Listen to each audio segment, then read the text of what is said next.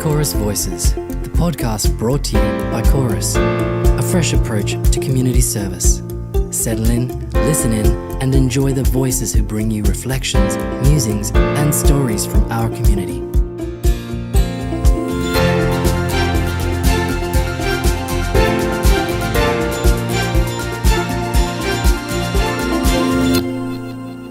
Hello and welcome to this episode of Chorus Voices, which is actually a bit of a mashup with some extremely exciting and professional people on the other side of the table from the amazing organisation called Visible.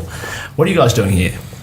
It's a good question. So I'm Matt Hannam here, and I'm joined by Brandon and Stephanie. And what are we doing here? Well, I guess we've been here all along. This is true. Just behind the scenes, and helping this Chorus Voices become a reality for you and with you, and we've enjoyed the process. So, well, thanks very much for all your help, Matt, and we'll hear about your own podcast in a second, but also on the Chorus side of the table we have Louise, who's here as usual. Here as usual. And I'm very pleased to introduce Megs who's our Group Manager of Marketing, and she's also part of this sort of attempted collab with the guys from Visible. But you guys run a regular podcast of your own. Why don't you tell the loyal Chorus listener about that? Yeah, sure. So look, we actually run a few podcasts from here, but we'll focus in on Simple Minds, which is where I think this will collide in a way. So Simple Minds podcast is run from this very room, and it's just where six mates unpack a couple of topics every week over a drink. And so usually it's a Friday afternoon, and it's often an alcoholic drink. But today we've opted for the mid-morning, the lunchtime Wednesday Kombucha. So we'll stick there because some of us need to attend a safety meeting later on. But so Simple Minds podcast is really just some blokes sitting around a room trying to talk about things that are a bit difficult for blokes to talk about. Life, business, family, just anything, ego, vulnerability, whatever that looks like. We do our best to do it well. Whether it is the case or not, that's for the listeners to decide. But we just try and open up some conversations, and we thought this would be a good little splice to sit down between the two teams and just have a chat and informally, and here we are. So. Well, we're very happy to help you with your gender balance problem. Maybe Louise, you could talk about what where we're going to launch from today. Yeah, well, I thought we would do a bit of a retrospective of the year that was 2018. It's been a big year for us, and talk about the launch of the podcast, but also what else has been going on in the year. And actually, I might even hand over to Megs because we picked Kombucha because it's a bit of a drink of 2018 as well. It has kind of launched this year, hasn't it? Like, it's just gone everywhere. I don't know if you walk into any supermarket, it's just whole shelves of it now. Yeah. And our office at North Perth has changed from coffee runs to Kombucha runs in the afternoon. It's our little drink at North Perth office. This is my first one. This is my first Is Kombucha. it? Yeah. Me too, Steph. It's the first time. Well, now, what flavour did you go for, Steph? The raspberry one. And I like it. I stayed away from it because I thought it was going to be icky. But it's actually really nice. Boys, have you tried it? I have. And? Look, I've had a few. I enjoy it. Anything cold and fizzy usually is fine with me anyway. But no, I don't mind the kombucha for sure. Yeah, good. I'm enjoying the apple crisp one. It's quite cider-like. It's nice. So it's hard not to feel a little bit like 2018 hasn't been a big year in the sort of history of the world, really. For me, and we don't need to stay philosophical the whole day, but I do feel like it's the year I realised that this is actually an extremely interesting time to be alive. Most of my life has been lived in an era of quite extraordinary stability, and I just sort of suddenly realised that so many assumptions we make about the way the world works and the way Australia works and the way Western Australia works, you can't take it for granted. They were hard earned by some people who made some sacrifices many years ago, and suddenly it's all sort of back on the table, which is a little bit unsettling in a way.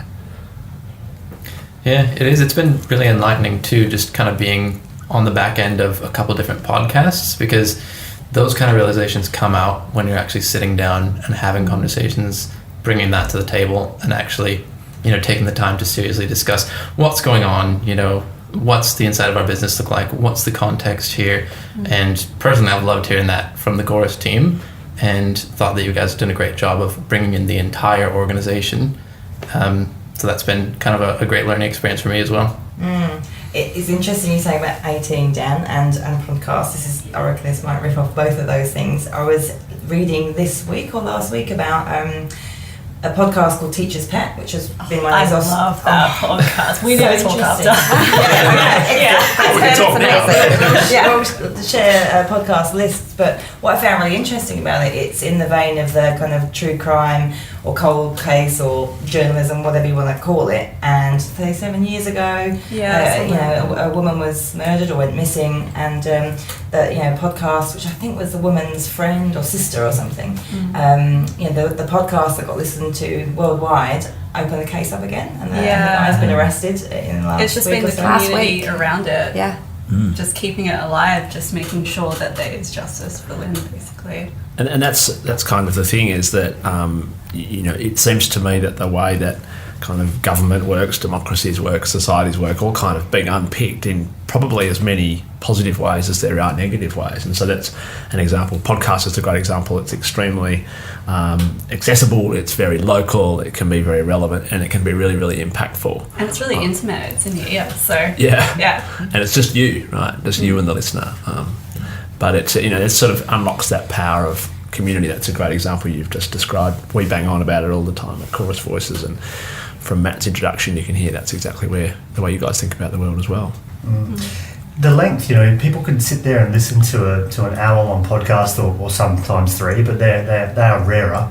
But we've never been so connected in the world, and it's primarily digitally, but we're also so disconnected. So to come back to that sort of philosophical level where you started this down, it's really a sort of time of extremes, and you're right, there is so much instability, and we were doing a lap yesterday, driving around a few different people that came up to our event to get amplified, which we might touch on later, but we were just driving around, just meeting, introducing ourselves to just local businesses around Perth, not just our client base, but people that were interested to know what we were about, what podcasting was about, and we sort of were driving around Malaga. And at one point, the comment was made, this is not going to look like this in 30 or 40 years, if 10.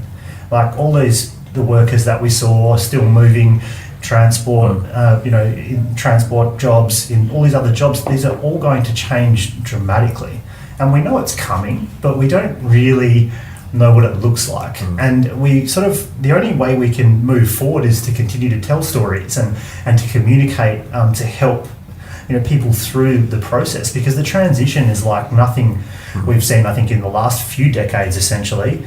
We've seen technology come and we've seen it change little parts of our life, but we haven't really seen the broad brush sweep, that's going to change, I think, over the next couple.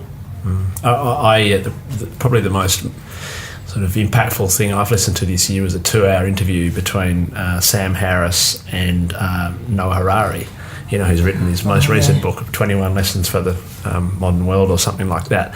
And he takes the sort of millennial historical view, and they talk about a transition the like of which we've never seen as humanity. And what's so powerful about Harari's work is he brings it right back to the right now, which is exactly the point you're just making, Matt. That we're disrupting ourselves in a way that we don't really fully understand. And it just makes it incredibly difficult to grapple with, because we know that the system is going to be slower than the disruption, right? You know that the government won't be able to respond. You know that business won't be able to respond, and these guys talk in very sort of apocalyptic terms about capitalism isn't going to survive, democracy isn't going to survive. At which point you start to go, well, where do you take that? Yeah, what do I do tomorrow? If this is going to happen, what do I do tomorrow? But interestingly, from a chorus perspective, and working in the community and supporting people, they're the last. That's the last thing that's going to get disrupted, and possibly even becomes increasingly important. So, what does get blown up is even some relatively complicated sounding jobs like medicine and law get blown up by artificial intelligence and so forth, in a way that caring doesn't, and community building doesn't.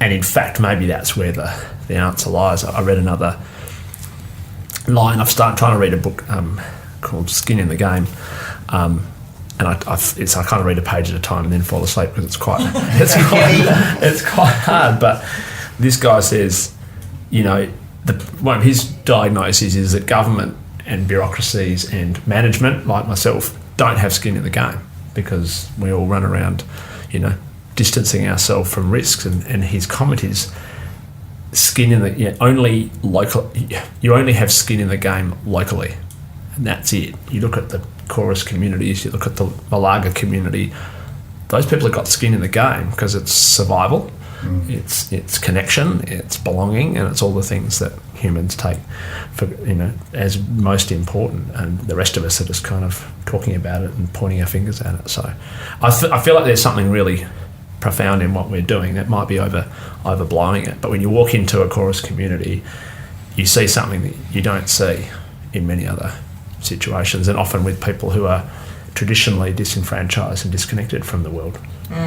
See something you don't see, or hear something you don't usually hear, like a man who loves his donkey more than his wife. That's my favourite podcast title of 2019 as well. Which is a good one. What was your favourite podcast, Dan, of the year? Of the Chorus Voices series? Yeah. Oh God, I don't really know. I'm probably a little bit too close to it to judge. It's our first year. We've had, I feel like we've had some good ones and some ones that we've been obviously learning. And for me personally, I've liked some of the conversations about culture and the strategy of chorus, but that's my nerdy sort of side. And I think when it comes to telling the real local story about what's happening out there, it's that sort of thing. It's the story of the cooking classes for young guys with mental health issues. It's just doesn't get more skin in the game than that. Right? Yeah. So what about you, Megs? Yeah, I'm with Lou that the man who loved his donkey more than his wife was just one that you can't forget. And the music, and it's funny, we had a team meeting there a few weeks ago and we were at the opposite wall and the music came on and it was so loud. We're trying to have a serious meeting on the other side, and unfortunately life was happening on the other side. Yeah, they were just having the best time, and I think it's so warming to go into those centres and just see the connection amongst the people and how much of a family environment they've created for themselves there. Yeah. So what are you trying to get out of the Simple Minds series that you guys have been doing? I'd probably better answer that. Look, it's actually something where to be honest, we've had some challenge recently, or some challenges that we haven't put the time into really considering the values and how much we're investing and why. It spawned off the back of what we have somewhat of a brekkie club, where some guys started to get together, and it's men just because that's how it happened. It became 6 guys, and it was men because we found we had similar issues, and we started trying to communicate around these things. And then we realised a lot of other people wanted to sort of start to come to this thing, and like, well, we can't really have a good chat if there's 40 men there. So we need to find another way, and we decided to mic ourselves up and give this a shot and share this. But we've impacted a lot of people individually.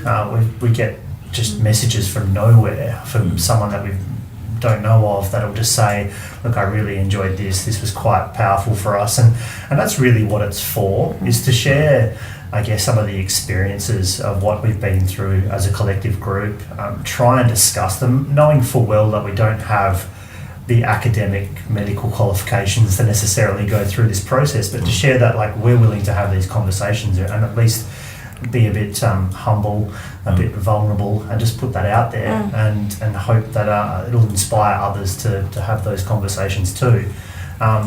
It's a project. It's not part of any form of business at this point. There's many people involved, not just the 6 people around the table. There's everyone else in this room, half of my team from Visible, and many more who get involved to sort of help it happen. So due to that, we feel, as the guys around the table, we've got a lot of people that we need to honour for them putting their effort into, and they obviously believe in what we're trying to achieve. So for us, I guess it's just reaching more people and hoping that we can provide some sort of voice as a community. And to touch back on the philosophical point, I think we've never been able to craft a situation where we can actually make decisions as a community, and we're getting closer to being able to do that. Like, we've voted someone in to make a decision, and we voted leadership in, but we're now at a technology level where we can kind of make collective decisions. We can change industries. We can change things, and I think that's a big part of what's happening to us. The commerce is taking over, capitalism's taking over, and making big crushing decisions for some people and amazing decisions for others. But where we're getting to is the power of the GoFundMe campaigns, the power of being able to create movements that people can individually choose to impact. And I think that's where all this is going, where rather than waiting for someone to lecture us, to teach us, we're able to go and seek out the information, the people that can help, and see what communities feel and what matters to them most, because that is changing people. And that's where I see a group like yourselves working so well, is you've got this collective group of people that are willing to have a voice. You've got a leadership team that's willing to open up. Like my favourite episode is episode 1, because it happened. Yeah. That's true. We were there, and we were able to be a small part of helping that to happen. And I have these conversations all the time, and so many people like, it's a good idea, but we just don't really want to open that door. And you've opened the door to everyone, staff, just anyone involved in and around the organisation and community, and that's powerful. And I see that as what we'll use to harness all these changes in the future. It's one of those things that podcasting makes possible because it's actually a very low cost. Yeah. And as you said, as long as you get over the psychological hump of putting your frailties out there, which is what you guys have done, and it's exactly what we've done, it costs you nothing to just have a go. And we could have spent 6 months and got no traction, and we probably just would have stopped, and it would have cost us almost nothing. But it's the power of the medium, right? It lends itself to sort of quite experimental approaches. I love the bit of advice that Matt gave us when we had the Get and Provide event, that was, you don't have to publish it. Just record it, just do it, and then think about what to do with it. Don't sit there and think about it, just do it. Don't overthink it. Yeah. Well, it's what writers and songwriters say. You just got to write, and a songwriter publishes maybe a 10th or a 100th of what they do, because it's just get the muscle working, right? Podcasts aren't live. You can edit them. That's right. Say whatever you want. Yeah. A talented team. So, Brad and Steph, you guys are sort of professionals in the space. What are you seeing are the sort of trends around podcasts this year, and how do our conversations fit into that? For me, I've been kind of impressed with, I should say grateful for the rise of podcasting in general, because you spoke a little bit earlier, Dan, about how people are speaking in apocalyptic terms about how much change there is going around with the way the world works and the way business works, and how it's all getting so complicated and sometimes so isolating. Seeing podcasts get that much more popular, for me, it's kind of a return to that conversation. I return to that simplicity of people just sitting in a room and talking about what's going on, and there's such a massive need for that. I've just been kind of hearing it across all podcasts, and Chorus and Simple Minds are great examples of people just sitting down, and what ends up coming out is the topics that people really need and want to talk about. So that the movement generally has been really inspiring to me, and in particular, I think for Chorus, it's been really interesting because traditionally government programs really are a lot more closed, or they try to put kind of a false front and give themselves one label and sort of one basic drive that nobody can throw stones at or pick apart at all. And it's been so much more inspiring to see the process opened up and actually get a behind the scenes look at these communities behind Chorus. And it's the exact same thing happening there that's happening in the podcasting world. It's that need that people have so strongly right now to connect and to really kind of get that personal touch and just communicate with each other a little bit of a longer form, a little bit more of a personal form. I think that's why it's happening. Being a part of it's been pretty cool. Hey Steph, what's the best story you've heard this year? From Chorus? Anywhere. Anywhere, but probably from Chorus. No. To pick up on Brandon's point. Yeah. This is all about the telling of stories, or the revealing of stories, because it's unstructured, it's raw. So just think of a story out of the year. In terms of podcasting, I think the best stories I've heard at the moment have come from like the true crime genre, like The Teacher's Pet and whatnot, just because there's a massive community base around it. And like, I know true crime's slightly exploitive, like the genre itself, but at the moment we're seeing so many like crimes being solved just from the podcast. Social media is massive, and I think it's just supporting this massive change that's going on in the world at the moment. Megs, what do you reckon is the best story you've heard this year?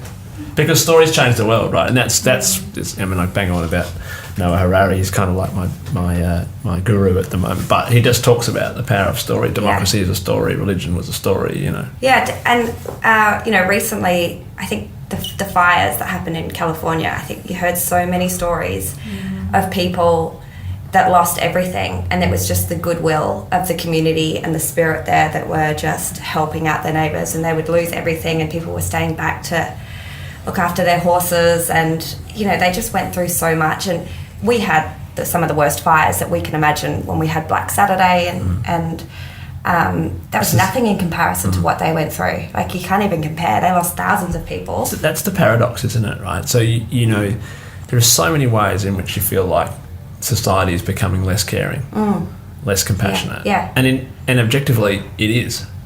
But then that happens. The one I think about which is so paradoxical was when that little baby was drowned crossing the Mediterranean, the Syrian little boy or whatever.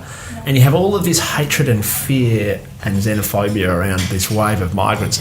And that story, that photograph, changed the conversation for a few months. And now we're back here again. It's like, what the hell? Yeah. It's crazy. It's as if society is becoming more isolated and more harsh and all that, but people still aren't. And there's still that capacity for connection within us, and it's coming out when people are having conversations, and it comes out when people sit down and talk face to face and are a little bit more open. It's interesting because these stories kind of reoccur all the time, and then there's like debates about like racial issues and whatnot, and the stories keep coming around, but nothing really changes. And I'm wondering why that is at the moment. Well, it does really change. Sorry if I can cut in, because if we actually objectively look at it, we're living longer. There's a lot less war, death, crime around us. We focus on these things and we look at some of the negatives, but there's, as we say, there's the true power that comes through in a crisis, because that's where we stop thinking and we just take action in front of whatever's in front of us. Someone jumps in front of the stranger who's about to be run over, like whatever that looks like. We have that inbuilt with us, but I think it's sometimes easy to forget what it looked like 50 years, if you're talking about racism or anything else, or if you, 100 years, in 200 years, it's easy to sort of put ourselves down, but there is always growth. There's still a lot more to achieve, but there is always some form of progress, even though we don't really feel it in the moment. We just have to continue having the conversations and slowly chip away. Well, it's not binary. It's not either it's good or it's bad. Yeah. I mean, this is again a slightly weird one, but that tragedy in Melbourne where the guy stabbed the restaurant owner. Oh yeah. And one of the guys who was fighting, trolley guy. Yeah. Right. He's probably saved a few lives. He's a bad guy. Right. He's back in jail for something. Oh, I didn't know that. But of course he's not a bad guy. Or a good guy. He's just a guy, with a trolley. So, and that was the moment when he stepped forward, and there were probably 100 people in that street who didn't step forward. So it's not getting ever better. It's just circling, and as you said, Brandon, that the humanity pops out at strange points, even when capitalism, democracy. The way governments fund the services that we deliver tends to transactionalise and put people in a bucket and depersonalise. We spend a lot of our time talking about, at Chorus, yes, we have a transactional relationship with a funder to deliver our program, but I don't want any of that to filter into the relationship we've established with a person who's just trying to live the life that they choose. And you kind of got to fight against the system, but the humanity's always there, just through the wall. Can I ask how social media has changed your jobs and your perspective on community? It's like directed at me. It's awesome because you can. Well, I think for not-for-profit, it's fabulous because we don't have massive budgets for marketing and promotion, and so we have to be creative, and social media means that we can reach anyone potentially in creative ways. So it's definitely enabled us to get our messages out, and the power of video. Like, we've used video so much, and I think that's such a powerful way to tell stories and to show what we do, and tell the stories of our customers and our people.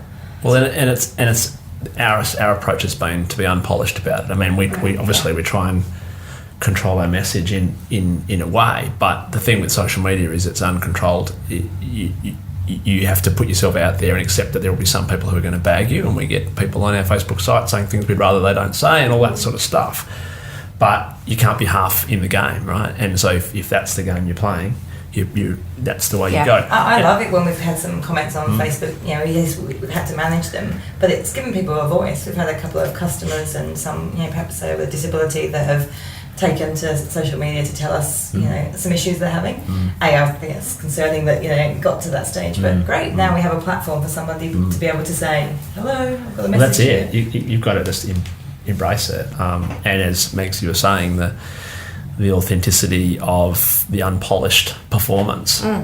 That for me, it's my first job as a CEO. That's been the learning, and almost the sort of stripping away of the sort of what should I be doing, to actually going, well, I'll just be who I am. Well, and it's helped our workforce connect with you, hasn't it? Yeah, it was no You're question. a new CEO. We've got a team of 1,000 people, and having you do your videos each month, talking to the staff and volunteers, it's real, it's authentic, and they're just connecting with you. And they might not see you for months because they're down in Albany or they're in different locations, but seeing you face to face in a video, talking at them, just makes you more personable. And we've tried to broaden it and tell stories from, whether it's through the podcast or the video, from all over. So it's not just about me, but it does make it possible in a way that it probably wasn't.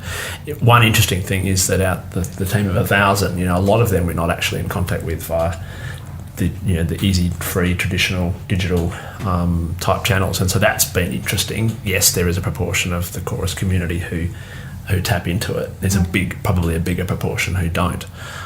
So we can't assume everyone's plugged in. Although the strangest, but the most unlikely listeners pop up, which is great. Do you have any stories? Our fans in Japan. We have fans in Japan. Absolutely. So if you're listening to this podcast in Japan, we're very grateful. Make contact. Make contact. Tell us who you are. We're wondering that maybe it's a Russian hacker who looks like they're in Japan, but we seem to have listeners in Japan who download our podcast. We had a Russian hacker listener as well. I did notice half of your listeners last month were from the US. Yes, it's growing in the US. Yeah, no, I'd love to know more about Maybe they love our accents. Where's your accent from, Brandon? It's a Northwest accent, so it's a Seattle accent. So I always ask, because I never want to assume the American Canadian. You have to be so careful. Well, most people guess Canadian, and I'm actually a lot closer to Canada than most of the US. It's like an hour or two north. Well, maybe it's all Brandon's family and friends in Seattle who are downloading Chorus Voices. Maybe that's the Could be. That's on the word. That's all you need. Matt, have you got many from overseas for a Simple Mind? Simple Minds. Actually, ironically, that compared to my personal podcast is a lot more Australian, just how it seems to have worked. But the US is actually really starting to jump up. But you start to see random countries download a couple, and then a few more, and then a few more, and you do wonder how sort of people find their way to you. But it doesn't matter. We're all people. We're all in our own small community pockets, but all part of a much broader community anyway. Well, it goes back to the thing earlier about that it's in your ears. It's an intimate relationship, so it's completely unbounded by geography, space, and time. Right? It's a different community, and we talk about the way marriage equality happened 25, 30 years ago. You couldn't find that community, and we recently met a transgender woman who was spent most of her life unable to tap into a community because it's a small community and it's mostly a hidden one. But for her, that was a breakthrough. And so, whatever that community looks like, it's not defined by space and time. It's defined by something else, which is probably possibly more powerful. Yeah, absolutely. It doesn't have to be a physical community, does it? But I heard, I think it was in 2016, in America, there are more people listening to podcasts and going to movies. So that was really interesting, again, that kind of trends in what we choose to do. I think a lot of it being on demand is really helpful because, movies, very fixed, aren't they? You have to go to a certain place at a certain time. You know, Netflix has disrupted that, and everything being on demand. As long as my kids aren't using the Netflix subscription at the same time, it's completely it's completely flexible. They've not forced you to do the 2, 3, 4. That's right. That's right. I just first say to the kids, just watch YouTube. Yeah. Now, I have to put in a mention for my favourite podcast of 2018. It just would be wrong not to. And I am wearing the T-shirt, so I've shared with everyone. I haven't really worn this T-shirt much, so I'm quite excited to give it an airing. But Ear Hustle has got to be my favourite podcast. Actually, it launched last year, 2017. But it's just amazing. And when you were talking about being able to tell a story and just have people listening, I think it started as a bit of a pilot project, was funded by some groups, and it's just taken off, and it's just changed, I think, the world's view of what it's like to be in prison. Absolutely. And I think it goes back to some of the things we've been saying, it's just blown the lid off, the sort of the traditional walls, both figurative and literal, that the system imposes. And suddenly, like you said, prison is a community that with which we have more in common than we have different. And can't even spell either of the host names, so that's from such a sort of different kind of universe, but you can relate to. I mean, the episode on Death Row was just you couldn't stop listening. It was like watching a thriller or something. I just couldn't, and they managed to evoke what Death Row felt like. Yeah, wow. Which of course is there's been a few movies about it, but I couldn't. I had never experienced it in any kind of way. So. And that was the power of connection, wasn't it? The guys that survive well, I guess, as well as you can survive on death row, were the ones that had the purpose to get up and motivated for the day. And yes, some just spent the day, I think, in bed or sitting or watching TV, and they were obviously struggling more than others. But it all comes down to connection and purpose and all the stuff we're about, which is, we're all very similar. Exactly. Yeah, speaking of kind of connection and purpose and podcasting and social media and all that stuff, I'm really encouraged when I see social media and kind of digital media promoting and driving that sort of connection. So I'm interested. I know that was something that you guys had in mind when you launched Chorus. You wanted it to be a company and an enterprise that really connected well.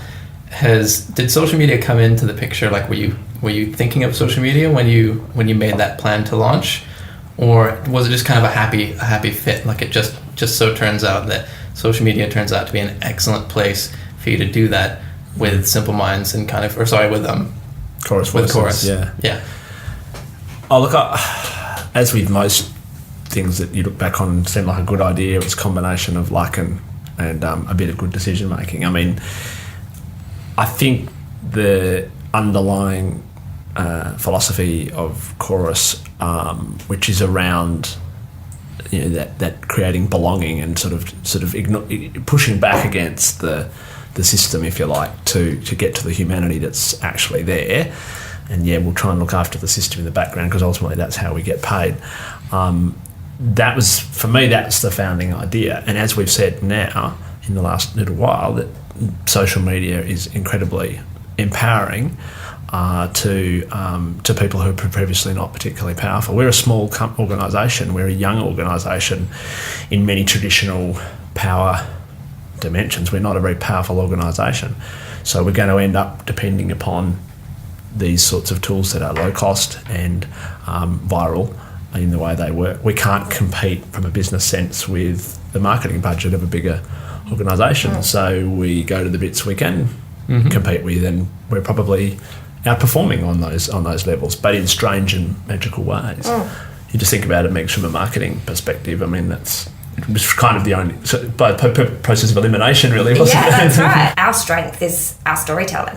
And I think social media is the perfect avenue for storytelling. You can't tell a story in a press ad as well as you can in social media. And then you're also getting the interaction, which is the invaluable part of it. I mean, the question about the extent to which it amplifies and accelerates the community service we're trying to provide, the community support we're trying to build, I think that's still a work in progress, because like I said earlier, there'd be more people in the Chorus community not plugged into these channels than there are those plugged in.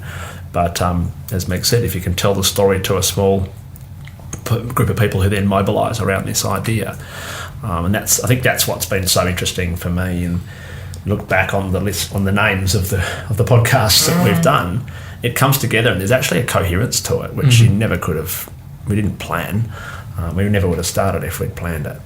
But you look back on it and go, oh, yeah, actually this story kind of unfolds as if we really meant it, as if we really planned it. Which it's a good example of our agile approach to our podcast. I reckon we should wrap up on maybe our favourite stories. Talking about that storytelling, the one when I was trying to think of the podcast or the story that I really liked, it's been connected throughout the whole year, and that was the Perth Garden Festival that was earlier on this year, and it's just the gift that keeps on giving. So we created the Kaleidoscope Garden, which is a group of butterflies, and butterflies have all these symbolisms and meanings, and we had the story of Andy Crayon, who's a guy with early onset dementia, and he's supported to volunteer with Chorus. We're connected to him and his wife Andy, and he's made a difference in some of our staff, well, loads of people's lives, but one of our staff members' lives. And the other week, one of our gardening crews all volunteered their time to go and volunteer in Andy's garden to do his garden, because his daughter's getting married in the garden, so that it makes the wedding easier because he's at home. And I don't know, it's just been my favourite kind of thread of a story this year. Yeah, and it'll just keep on spinning. Yeah. How about you, Megs? I look back to our Chorus Day event that we had. It was at a really troubled time for our staff. We were going through a lot of change, and there was a lot of negativity in the organisation, and people were talking of boycotting our event and not wanting to go. And one staff member in particular was very adamant she wasn't going to go, but felt that she needed to go because she'd made her team, or told her team, that they should all go to this event. So she went anyway, and she went kind of begrudgingly, didn't want to be there, but ended up having the best night and turned around and really changed her opinion on Chorus, and just said she walked out of there feeling the love again, feeling connected with everybody, and feeling empowered again. And I think launching our video of our song at that night, we did a Chorus song, and we did snippets from all across the organisation, different staff, volunteers and customers. And I think the power in the room when that video came on just made people realise why we do what we do, and that we're all connected, we're all in it together, and you felt the room change. And I just think that moment was pretty special. Important. Yeah, I mean, my sort of reflection or best story of the year is from around that time. They were really, really tough times, and it just comes back to the power of a good relationship at work, at home, whatever. All of the success in any organisation, whether formal or informal, comes back to the quality of those relationships. And my insight has been that most organisations have, on average, fairly poor quality relationships, because everyone, lots of cues and systems and customs reinforce that you behave a certain way at work. And for me, sort of kind of in my intellectually, I got that the culture of Chorus would be its success or failure. Three-way merger, these things are bloody hard to do. But it wasn't until we had some really tough times that it came down to being brave, having an authentic relationship. It was not just having a nice relationship with people, it's an authentic relationship with people, which is a lot harder until you realise in the longer term it's not harder, it's easier. So there's a real sort of learning for me. And you're right, that Chorus Day was a sort of a moment in time. Yeah. But for me, that's been the story of the year from my perspective. How about from the visible side of the table? What's been your story of the year? My favourite one was the green fingers working together. Going back to, I think, what Louise said, I liked the bit in the episode where just sometimes seeing that person as the only person they see that day, and that just got me, because you forget in your busy lives how your actions impact other people, and I think that kind of just stuck with me a little bit and just made me reflect on my own actions and how I can impact somebody. So yeah, that's really nice to hear. Yeah. I think mine was, Louise kind of stole mine. I loved the garden episode, just alone for the layers of kind of symbolism there between the garden was all about dementia, there was sensory elements in the garden, you had so many people working on that garden project, which is the same way Chorus operates. loved it and thought it was a beautiful story. But I think my second favorite was the one where you kind of rode along with Meals on Wheels. Lois and Phyllis. I love Lois and Phyllis. I know, and I just loved it because, like, ordinarily they would never show up on social media. They would never be out there. That story would never come out, but it did, and it was awesome, and it was just hilarious. They were characters. I know Kelly loved them, and she was like, "Oh, I could listen to like 8 episodes of these." Yeah. She wanted to do a weekly feature with Lois and Phyllis take on the weekly news. Well, we spoke of them as being guest hosts of a podcast, didn't we? Yeah. And that could be a good idea for the future. list. Yeah, absolutely. You've got one dedicated listener in Kelly, I think. Yeah. No, they're great. I saw we bumped into them yesterday and had a quick sit down. There's always it's always entertaining. Matt, how about you? Yeah, look, I think I'd go back to the start. I mean, I was quite happy to see the first one launch. I've been around a bunch of podcasts. It's not easy. It is easy just to start recording, but it's not easy to continue on. And it truly, especially in a podcast like this, takes a complete community to actually get it out. There's a community on our side, there's a community on your side, there's a combined community, and there really is. It does take a village to make this happen. And but also a lot of credit to yourself, Dan and Louise, for taking that role as host. And it would have been easy to try and sort of farm that out to give that to someone else. But I get the challenge. It's hard to, despite the leadership roles, to be the voice in a different way, the voice that tries to allow the voices through.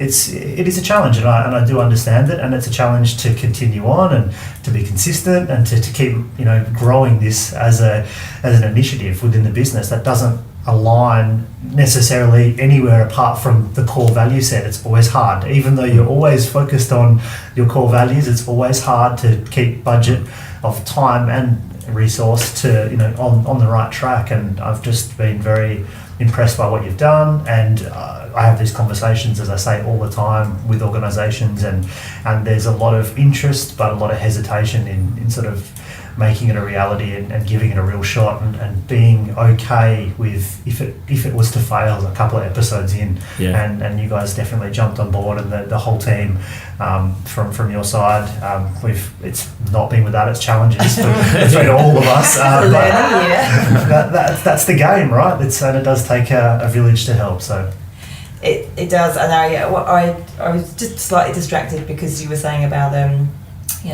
first time and doing it. I was thinking about you, Dan. You were saying first time CEO, also first time podcast. That's been much harder. I reckon that's been a really interesting podcast. Megs loves my bright ideas, don't you, Megs? Yeah. And I was like, just always a new one. Chorus Voices, Simple Minds podcast, and there was a frown. And I'm like, I can see it. I can hear it. So it's been great. Thanks for joining us, or thanks for letting us join you in your studio and doing a bit of a mashup. And look, thanks to you, Matt, and the team for your coaching and guidance. That's really been a critical success factor, and a lot of the hard muck around at the back end to try and patch it into a 20-minute sort of story out of a whole lot of rabbiting on. It's interesting. You talked about the how do you sort of do something like this at the same time as performing a leadership role in the organisation. I think the penny drop for me is this is leadership in the organisation, and it's going to sound like a horrible cliche, but you are just trying to bring the chorus community in to write their own story, right? That's the leadership thing. So to not go, like I'm leading over here and now I want to do a podcast, this is the telling of the story, none of which was planned, none of which was the design. Lou and I like the idea of it. We like the concept of podcast, and we like the sound of our own voices. So, so perfect. But it's actually turned into a way of bringing the organisation to life, which is ultimately what leadership is. So, massive thanks to the team from Visible. I've really enjoyed this little chat, and that's Chorus Voices for 2018. Merry Christmas, everyone. That's right. Merry Christmas. Cheers. Cheers. Thanks for listening to Chorus Voices, the podcast brought to you by Chorus. If you like our show and wanted to know more, check out our website at chorus.org.au. And please leave a review. We'd love to hear your feedback, and it helps others find us and enjoy the podcast as well. Join us next time for more inspiring stories and news from our community. Chorus, a fresh approach to community service.